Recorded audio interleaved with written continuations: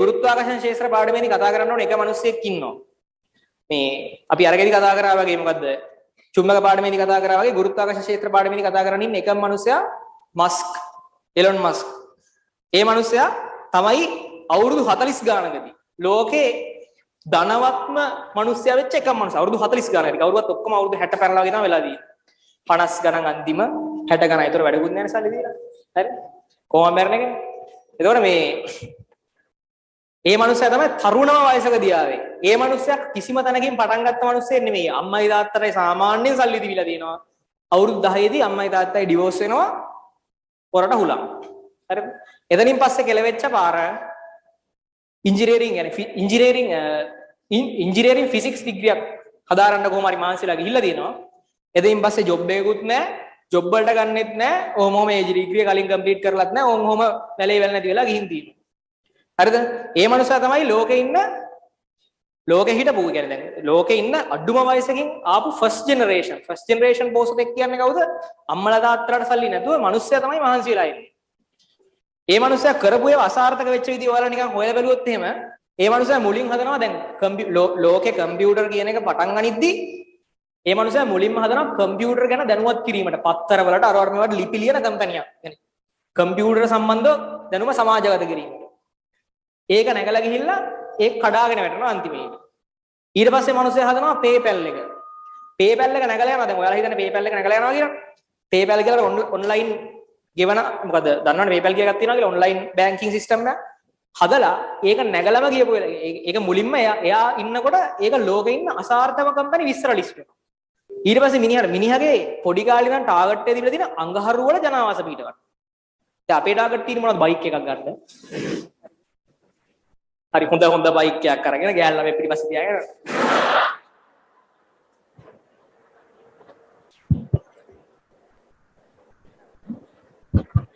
මිනිස්සු ටාගට් ගැහුවා කියලා ෆොටෝ දාන්නේ ගෙවල් වලයි කාර් වලයි. හරිද? අවුලක් නැහැ. මොකද ලංකාවේ මිනිස්සුන්ගේ ටාගට් එක ඒක තමයි. නේ අර දැන් තැනකට ගියා කියලා ෆොටෝ එකක් දාන්න හෙන ගයක් හදලා ඒක ඉස්සරහින් කාර් එකක් නවත්තලා ෆොටෝ එක දානවා. එච්චර තමයි ටාගට් එක. අර මිනිස්සයාගේ තියෙන ගෙවල් මේවා නෙමෙයි. අඟහරු වලට යන්නත් නෙමෙයි. අඟහරු වල ජනාවාස පිටවල. හරිද? දැන් සම්පූර්ණයෙන්ම වෙනම එකක් නේ. ඒතර මේ මිනිස්සයාට ඒක කියපු හැම එකම hina වෙලා තියෙනවා. මේ මිනිස්සයාගේ ජීවිතේ වැඩිපුරම විශ්වාස කරපු එක නේ. රෝල් මොඩල් එක කියන්නේ අර වෙන කෙනෙක්ව දිහා බලාගෙන හැදෙනවා කියන්නේ. එහෙම වෙලා තියෙන නීල් ආම්ස්ට්‍රෝං. හරිද? මේ මිනිස්සයාගේ ජීවිතේ රෝල් මොඩල් එක නීල් ආම්ස්ට්‍රෝං. මිනිහා එක දවසක් හෙන්නම අමාරුවෙන් ඒ කාලේ ගිහිල්ලා ඒ කියන්නේ අවුරුදු 20 ගණන් වලදී ගිහිල්ලා නීල් ආම්ස්ට්‍රෝං වල හම්බෙලා මිනිහාගේ මේ අඟහරු වල ජනාවාස පිටවන හීනේ ගැන කියලා දෙනවා. නීල් ආම්ස්ට්‍රෝං කියලා මේ මොන පිස්සෙද්ද කියලා. කියන්නේ සම්පූර්ණ මේ පිස්සු මිනිස්සෙක් කියලා මේ එහෙම කරන්න බෑ ජීවිතේට කියලා නීල් ආම්ස්ට්‍රෝං එයාට කියලා දෙනවා. එයාගේ ජීවිතේ දෙවණියට විශ්වාස කරපුවා. දෙවණියට විශ්වාස වැදගත්ම මිනිස්සයා වෙලා තියෙන්නේ මේ. ඊළඟට සඳ මතර ගිහිල්ලා වැඩිපුරම පරීක්ෂණ කරපු මිනිස්සෙක් කරන සඳ මතර 11 වෙනියට ගිහපු මිනිස්සෙක්. ඊට පස්සේ අරගෙන හිතෙච්ච පාර ගිහිල්ලා අනිත් එක්කෙනාගෙන් අහලා දෙනවා. මට අඟහරු වලට යන්න හරි පුළුවන් වේද කියලා. අර මනුස්සයා කියනවා හඳට ගිහිල්ලා තියෙන්නේ තැන කාලයක් පරීක්ෂණ කරලා මොන අඟහරුද කියලා. හරිද? මේක කවදාවත් කරන්න බෑ කියලා. මිනිස් සෑහෙන්න වැඩෙනවා. ඊට පස්සේ මිනිහා රුසියාවට යනවා අඟහරු වලට යන්න රොකට් එකක් හදන්න ඉගෙන ගන්න පුළුවන්ද කියලා. රොකට් හදන්න ඉගෙන ගන්න. ඒ කියන්නේ ඉගෙනගෙන රොකට් එකක් කරන්න, ඒ කියන්නේ රොකට් එකක් දෙන්න පුළුවන්ද කියලා රුසියාවේ. රුසියාවේ කියන ඇමරිකන් කාර්යයන්ට රොකට් දෙන්නෙත් නැහැ. කොහොමත් තමුසෙන් නම් දෙන්නේ නැහැ කාට දුන්නත් කියලා. හරිද? මිනිහා ඊට පස්සේ ආයි එනවා තමන්ගේ රට. ගිහිල්ලා පොඩි ව්‍යාපාර ටිකක් හදලා පොඩි ඒවා ටිකක් හදාගෙන හෙන්නම ෆේල් ඈ. PayPal එක ෆේල්. අර අනිත් එක ෆේල්. ඒකිනුත් අයින් කරා. ඊට පස්සේ රොකට් හදන්න පටන් ගත්තා. හරිද? මොකද ප්‍රධාන ටාගට් එක අරගෙන. ඊට පස්සේ මිනිහා කොහොම හරි මේවා කරගෙන ගිහිල්ලා ඔන්න රොකට් හදන්න පටන් ගන්නවා 2002 වෙදි රුසියාවේ රොකට් තියාගන්න කියලා මිනිහා හදා ගන්නවා. මිනිහා තනියෙන් රොකට් හදන්න කරනවා. ඒ තමයි ලෝකේ පළවෙනිම පෞද්ගලික රොකට් හැදීම. අනිත් ඔක්කොම කරේ NASA වලින් එහෙම නැත්නම් රුසියාවේ ආයතන කියන්නේ එක ආයතන වලින් තමයි කරේ. පෞද්ගලිකව මිනිස්සෙක් හදපු රොකට් එක තමයි කලින්ම මස්ක් හදන්නේ. එයාගේ SpaceX කියන කම්පැනි එක. කිසිම මේ ඔයාලා වගේ බස් එකේ ගියපු මිනිස්සු තමයි ඈ. විහිළු නෙමෙයි. බස් එකේ ගියපු මිනිස්සු. හරිද? එතකොට සදිනවත ඒ මනුස්සයා කියනවා ඒ මනුස්සයා පොඩි කාලේ $1 එකෙන් වේල් 3ම කණ්ඩ වුණා කියලා. ඒ කාලේ. එහෙම මිනිස්සු දැන් ඔයාලා හිතන්නේ මේ එන තැනකින් පටන් ගත්තා. එහෙම මගුලක් නැහැ. සාමාන්‍ය මිනිස්සෙක්. දැන් ඊට පස්සේ මිනිහා පටන් ගන්නවා 2000 ගණන් වලදී ටෙස්ලා කම්පැනි එක.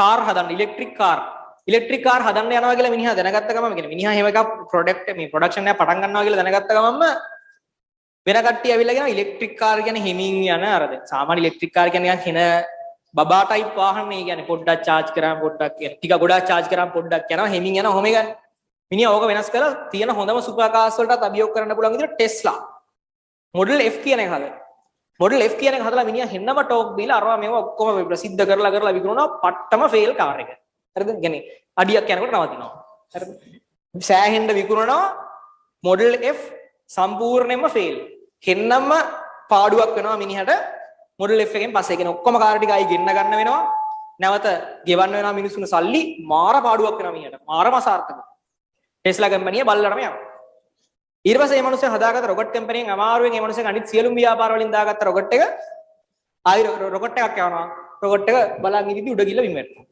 හරිද ඒක ඉවරයි ඊට පස්සේ එයාගේ ඒ වෙනකොට එයාගේ වටේ ඉන්න යාළුවෝ දෙමව්පියෝ මේ යාළුවෝ ඒ ඔක්කොම අපේ නෑදෑයෝ වගේ ඒ යාළුවෝ නෑදෑයෝ ඔක්කොම පෙන්නනවලු මිනිහට රොකට් උඩ ගිහිල්ලා පුපුරන වීඩියෝ ගෙනල්ලා පෙන්නනවලු ජෝක් එකට රොකට් උඩ ගියාම උඩ ගිහිල්ලා පුපුරලා වැටෙන වීඩියෝස් ගෙනල්ලා නිකන් චාටර් කරනවා ඒ මනුස්සයා ඒ කාලේ දැන් බලන්න ලංකාව වගේ තමනේ හරි ලංකාවෙත් එහෙම කියනවා මිනිහට අර සෑහෙන මානසික වට්ටම මනුස්සයා අන්තිමම තව තියෙන චූටිම සල්ලි ටික අරගෙන තියෙන සල්ලි ආයෙ එකතු කරලා සියලු එච්චර කාලයක් මානසිකලා විවිධ කම්පැනි වලින් හොයාගත්ත සල්ලි දාලා දෙවෙනි රොකට් එක ගාලා ඒකත් උඩ ගිහිල්ලා වැටෙනවා විමෙතනම හරිද ඒකත් පුපුරලා යනවා තුන්වෙනි එක යනවා ඒකත් පුපුරනවා සල්ලි සම්පූර්ණයෙන් ඉවරයි බිඳුවයි ටෙස්ලා කම්පැනි පාඩුයි ස්පේස් එක්ස් පාඩුයි සියලුම කම්පැනි පාඩුයි සමස්ත ධනෙ බිඳුවට යනවා 2006 දී හරි 2006 එතකොට හිතන්න එහෙම දෙයක් වුණාට පස්සේ වෙන එකකින් නම් මේක අතහැරලා දානවා දැන් ඔයාලා ඇවිල්ලා ගානක සුළු කිරීමක් කරවලා අතහැරලා දානවානේ සුළු කිරීමක් වැඩිච්චම අතහැරලා දානවා හරිද ඒ වන්සර් රොකට් 3 බිලියන ගණනක් තියදන් කරලා රොකට් 3ක් කියලා සමස්ත සියලු ධනෙ රොකට් හදලා ඒවා කුඩු වෙනකම් බලන්න ඊට පස්සේ ඒ මිනිස්සයා තුන්වෙනි පාරට ෆේල් වුණාට පස්සේ දැන් මිනිහා හොම්බෙන් ගිහින් ඉවරයි ලිස්ට් වල මොකුත් නැහැ එහෙම පෝසත් මොකුත් නැහැ සාමාන්‍ය වත්කම් ඔක්කොම නිකන් ගෙදර විතරක් ඉතින් දාලා වැටෙනවා ඊට පස්සේ අනිවාර්යයෙන් වෙන මිනිස්සුන්ට අතාරිනවා ඒක. ඒ මිනිස්සුන්ට වටේ ඉන්න මිනිස්සු කොහොමද සැලකුවේ කියලා ටීවී ඉන්ටර්විව් වලට ගෙනහලා ඉන්ටර්විව් එකේදී චාට් කරනවා. ඕ යවුවා නේද? අපිට වෙන්නේ ඕ A level ලිව්වා නේද? ලොකු කමඩ කරා නේද සයන්ස්? හරිද? කරා නේද? ෆේල් නේද? කොහොම හරි ඒ වගේ ලයිව් ලක්ෂ ගණන් බලන් ඉන්න ඉන්ටර්විව් වල දාන රොකට් 3ක් යවුවා නේද? එකක්වත් ගියේ නැහැ නේද? උඩටවත් ගියේ නැහැ නේද කියලා මිනිහා ලයිව් ඒ ඉන්ටර්විව් දිනවා YouTube එකේ ලයිව් ඉන්ටර්විව් එකේ චාටර් කරනවා මිනිහා කෙලින්ම මේ රොකට් යවුවට ඕවා කරන්න බෑ ඔහොම ඕවා NASA වගේ හොඳ ආයතන තියෙනවා ඕගලන්ට පුළුවන් ද ඕවා කරන්න කියලා කියනවා අපිත් කියන්නේ උඹලා ගාමන් ගියා නම් ඇති කියලා ඒ වගේ මනුස්සයා කියන්නේ අර ඉන්ටර්විව් එකේ මිනිහාව චාටර් කරාට පස්සේ මේ මනුස්සයා කියන්නේ අසාර්ථකත්වයේ ජීවත් වෙනවට වඩා මම මැරෙනවා හොඳයි ඒ නිසා මම මැරිලා නැති හින්දා මම දිගින් දිගටම try කරනවා එච්චරයි මැරිලා නැති හින්දා මම දිගින් දිගටම try කරනවා එච්චරයි හරිද අසාර්ථකත්වයේ පසුතැවීමෙන් ජීවත් වෙනවට වඩා try කරලා කොහොම හරි දිනනක වටිනවා. කිව්වට පස්සේ මේ මිනිහා අන්තිමටම කලින්ම කරන්නේ මේ SpaceX එක හදන්න කලින් මිනිහා අන්තිමටම මිනිහා ඉංජිනේර කියන්නේ මිනිහා ඉගෙන තියෙන්නේ ඉංජිනේරින් ඉන් ෆිසික්ස්. මිනිහාගේ දැනුම පාවිච්චි කරලා ප්‍රධාන වශයෙන් ටෙස්ලා එක නැවත ගොඩනගනවා. ගොඩනගලා ටෙස්ලා මොඩල් S කියලා කාර් එකක් හදනවා. පොඩියටම හදලා එක දෙකක් විකුණ ගන්නවා අමාරුයි. දැන් බල්ලටම ගිහිල්ලා තියෙන්නේ මේක කලින් තිබිච්ච ප්‍රශ්නෙත් එක්ක කවුරුවත් ගන්න නැහැ ටෙස්ලා. මොඩල් S එක හදනවා 2007-8 වෙද්දි. මොඩල් S කියන කාර් එක හොඳටම වැඩ කරනවා. දැන් අද ප්‍රධාන ප්‍රසිද්ධම ටෙස්ලා තමයි මොඩල් S කියන එක. මොඩල් S එක හොඳට වැඩ කරනවා. ඒකෙන් මිනිහාගේ කාර් කම්පැනි ආයි නැගලා යනවා. ඒ සල්ලි දාලා ආයි හදන රොකට් එකක්. හරිද? ඒ සල්ලි දාලා දැන් බලන්න වෙන්නේ. ඒකෙන් නම් දැන් රොකට් 3ක් හදලා තුනටම කෙලවෙලා දීදී දැන් ගෙදරිනුත් බයිනොත් ආයි රොකට් එකක් යවුවොත් මොකයි වෙන්නේ කියලා. හරිද? මිනිහා දැන් තුනටම අප්සෙට් ගිහිලා තියෙද්දි මිනිහා ආයිසරයක් ටෙස්ලා කම්පැනි හදා ගන්නවා. ටෙස්ලා එක හැදිලා එන සල්ලි වලින් ටෙස්ලා මොඩල් S එක සාර්ථක වෙනවා. F එක අසාර්ථකයි. F එක මාරම අසාර්ථකයි. තිනුත් පාඩු වෙලා කුඩු වෙලාම යන කේස් එකේ F එක පටන් ගත්තේ. ඊට පස්සේ මේ මොඩල් S එක හදනවා. ඒක විකුණලා එන සල්ලි වලින් මිනිහා SpaceX කම්පැනි ඒ කියන්නේ රොකට් හදන කම්පැනිය තවනක් ගල කරගෙන අන්තිමටම දැන් 2006 දිත් මිනිහා හොම්බෙන් ගිහින් තියන්නේ 7 8 ඔන්න ඔය ටික කියන එක ලැබිලා 2010 11 ආයි පරීක්ෂණ කරලා මිනිහම මැදිහත් වෙලා මිනිහා ඒකේ SpaceX කම්පැනියේ චීෆ් ඉංජිනේර් කම මිනිහම ගන්නවා වෙන කට්ටිය දදා ඉන්නලා මිනිහම අරගෙන රෑ දවල් නැති වෙන්න වැඩ කරලා එක දිගට දවස් 7ක් නිදි මරාගෙන ඔහොම වැඩ කරලා මිනිහා 2000 15 වෙනකොට සාර්ථකව යනවා රොකට් එකක් පළවෙනි අදාවට. හතරවෙනි රොකට් එක බිලියන ගාණක් විනාශ වෙලා තියෙන සාර්ථකව හදනවා. ඒකෙන් පස්සේ ලෝකේ වටේ මිනිස්සු යාට ඉන්වෙස්ට් කරනවා මේ වැඩේට. ඒකෙන් පස්සේ ආ ඉන්වෙස්ට් කරනවා ලෝකේ වටේ මිනිස්සු මෙයාගේ වැඩේට 2015 තමයි ආ සාර්ථක වෙන කලින්ම රොකට් එකක් කැල්ලා. ඊට පස්සේ ඒ සල්ලි වලින් එන සල්ලි වලින් එයා වටේ පිටේ හතර වටේ මේවා ගන්නවා. දැන් නම් නිකන් දැක්කත් Twitter එක වගේ එකක් ගන්නවා. හරිද? දැන් Twitter එකත් අන්තිමට අරන් තියෙනවා යා. ඔන්න ඔහොමයි මේ මනුස්සයා කතාව තියෙන්නේ. මේ මනුස්සයා කතාවට මේ මනුස්සයා තමයි මම දැකලා තියෙන දැනට ව්‍යාපාරවල වැඩිපුරම කෙලවෙච්ච මනුස්සයා. ඒත් අවුරුදු 40 වෙනකොට 40 ගාණක් වෙනකොට ලෝකේ පළවෙනිය වෙලා ඉවරයි. හරිද? එතකොට වැඩිපුරම කෙලවෙච්ච මනුස්සයා බිඳුවෙන් පටන් අරන් ඒ මනුස්සයාගේ අර අවසාන වශයෙන් ඒ මනුස්සයා කතාවෙන් ගන්න දේවල් ඒ මනුස්සයා කියනවා ඒ මනුස්සයාගේ කතාව ඔක්කොම දීර්ඝව විශ්ලේෂණය කරන්න නැතුව ගන්න දේවල් මෙන්න මෙච්චරක් තියෙනවා කියලා. ඒ මනුස්සයා කියන්නේ කවදාවත් අතාරින්න එපා. පළවෙනි එක. දේවල් 10ක් විතර තියෙනවා මම නිකන් සාමාන්‍ය කියනවා. කවදාවත් අතාරින්න එපා. ඒක ඒ මනුස්සයා ජීවිතේ ඕන තරම් දකින්න පුළුවන් අපිට. දෙවෙනි එක. පොඩි මිනිස්සුන්ව ගාව ගන්න එපා. පොඩි මිනිස්සුන්ව ගාව ගන්න එපා කියන්නේ පොඩි හීන තියෙන මිනිස්සුන්ව. දැන් ඕන තරම් ඕගලන්ට කියනවනේ ඕක අතෑරලා ආට් කරගත්තා නම් හරි. ගාමන් ගියා නම් හරි මොකක් හරි කෝස් එකක් කරගත්තා නම් අර අපේ පුතා වගේ රජයේ පියන් රස්සාවක් හරි ගන්න තිබ්බා.